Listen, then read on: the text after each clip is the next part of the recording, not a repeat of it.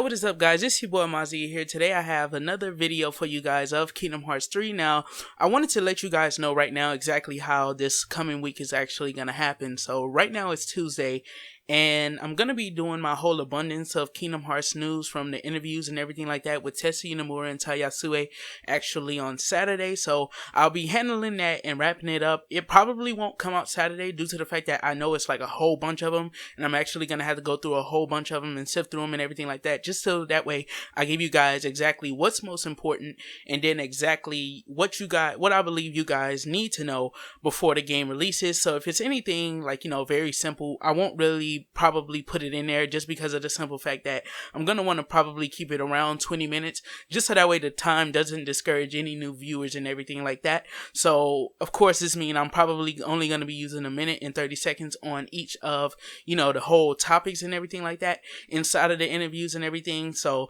yeah, guys, and right now I just wanted to move on to another thing that I actually wanted to talk about in this video. So this video is actually about the whole D23 thing happening with Kingdom Hearts 3 in the coming months. So we actually got confirmation that Kingdom Hearts would be at two different D23 expos this year.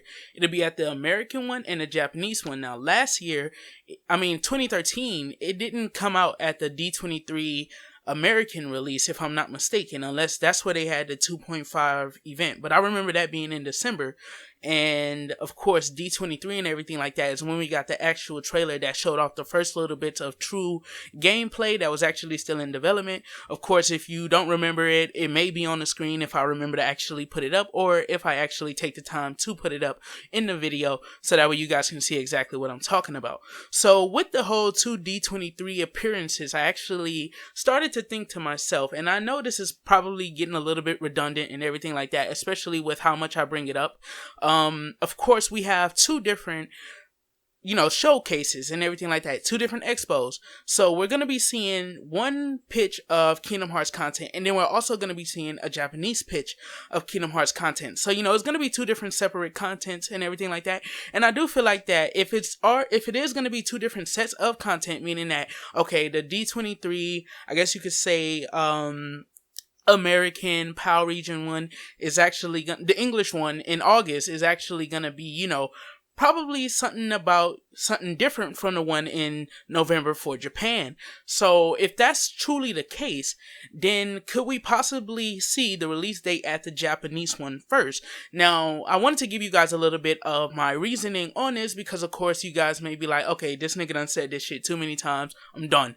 So basically, what I'm going to be getting at here is actually that we saw for a fact that the Kingdom Hearts 3 E3 2015 trailer actually had different translations, meaning that they actually moved their lips, and their lips were in sync with the words they were saying with the respective languages, meaning that if Sora said maybe something like, I got a cup of water, then it would look like he said, I got a cup of water, rather than him saying something in Japanese or saying it in Japanese. I don't know how to say that in Japanese, and I didn't want to use any lingo and actually sound kind of racist for some reason. So, of course, I'm not going to do that. So, of course, Sora wouldn't look like he was saying, I got a cup of water, if he was saying it in Japanese, because I believe it's kind of different the way how they speak and everything like that, and the way how they have, it's definitively different, but it's kind of different how they actually go about it. So it would kind of be like water, and then I got a drink and stuff like that if you translated it to English.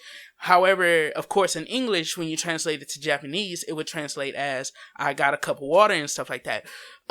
So, of course, we actually know that there's different, forms of the whole dubbed and everything like that. So when they speak, they're going to be speaking their respective languages, and it's going to look like they're speaking their respective languages for each game respectively, meaning that, of course, we aren't going to be getting the whole Japanese talk. The Japanese, I guess you could say, showing in the cutscenes and everything like that when they speak, but rather the English showing, to where it look like they're actually speaking English or the respective language that you're going to be playing the game in.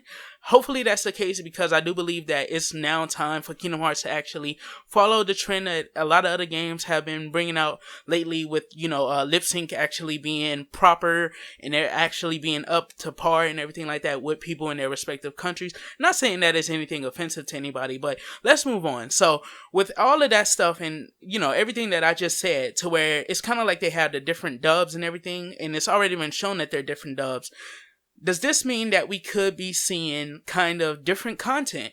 And if we do see different content, especially with the two being around 2 months apart, like they're 2 months away from each other, I do believe that we could see something a little bit new. Now, in the Japan one, because I said this in my video about the D23 in August 14th through the 16th, if I'm not mistaken, that if we see a demo, Kingdom Hearts 3 is going to be releasing next year. And I feel strongly about this still right now. And what's really probably going to happen is, especially with it being 2 months apart now, I'm not saying that's no significant time to actually turn or tear out a piece of the game and turn it into a demo. I'm not saying that's a significant piece of time, due to the fact that, of course, when all of this stuff is going on, Tetsuya Nomura is going to be ripping and running actually everywhere, making sure that shit is up to par when he actually shows this off in Japan. So yeah, we are going to be getting the American one first, and if we see two different sets of content, then what does this actually mean for a release date as well? Now, the reason why I'm saying we may see two different sets of content is actually because of the dub, which I mentioned earlier.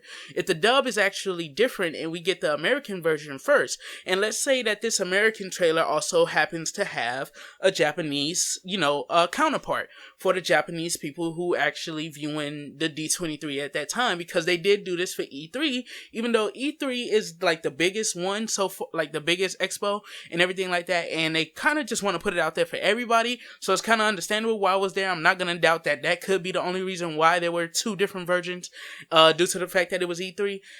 I actually wanted to bring up, like, exactly if we get two different versions of the trailer and then we go to D23 Japan and actually get a new trailer, then what exactly does this mean for a release date? Of course, I'm looking at somewhere around Q3 to December 21st, 2016. That's where I have my sights on Kingdom Hearts releasing. Somewhere around Q3 to the 10th year, the actual 10th year anniversary of Kingdom Hearts 2, the original release. So, of course, this is all like, conjecture and everything like that. And it's not me trying to pass it on as a fact. It's more so just me looking at it in a light of that if we do get two different sets of content, per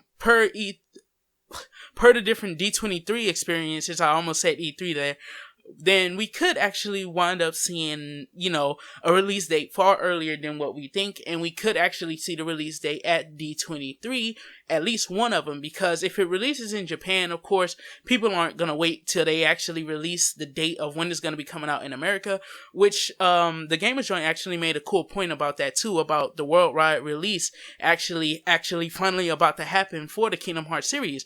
A worldwide release is actually about to happen for the Kingdom Hearts series, excuse me guys, because it's kind of like if they had the two different dubs and they were able to show off the two different dubs at the same time, then it's kind of hinting that they're in the same position per respective language, meaning that we could see an English version and a Japanese version drop at the same time. And of course, for anybody who's really hardcore such as myself, I wouldn't really wait to actually get Kingdom Hearts 3, like probably 2 months later. I wouldn't wait 2 months.